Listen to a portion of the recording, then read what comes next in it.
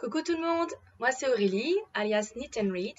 Et dans cette vidéo, j'avais envie de partager avec vous une petite astuce que j'ai trouvée pour tricoter les torsades.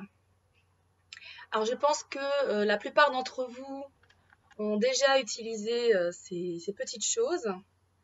Ouais, donc ces aiguilles avec une, une petite courbe ici qui est censée retenir les mailles destinées à former les torsades. Et moi, j'ai commencé avec ça, mes premiers projets à torsade, et j'ai galéré.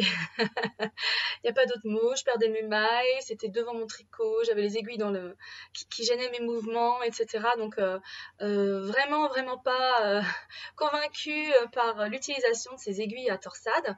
Je sais qu'il en existe d'autres qui forment comme un grand crochet. Je ne les ai jamais essayées parce que j'en avais pas, hein, tout simplement. Et donc, très rapidement, je me suis lancée à la recherche d'une alternative à ces petites choses pour réussir mes torsades. Et je me suis tournée vers cet objet, donc vous voyez, qui est à la base un nanomarqueur. Très pratique parce que il n'est pas coincé sur le projet, on peut l'enlever et le remettre comme on veut. Et surtout, moi ce qui m'a intéressée, c'est sa forme. Et je ne sais pas si vous voyez à cet endroit-là, vous avez un petit cran qui est très pratique pour que l'anneau marqueur en question ne se fasse pas la malle sur votre projet. Et en fait, moi j'utilise cet anneau marqueur, vous le verrez mieux là sur le mur, j'utilise cet anneau marqueur comme aiguille à torsade.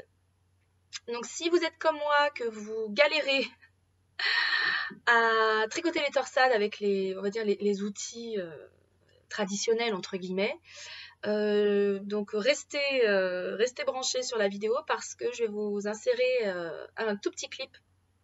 C'est pas vraiment un tuto, hein, disons une petite démonstration de la façon dont j'utilise cette petite chose pour tricoter des torsades.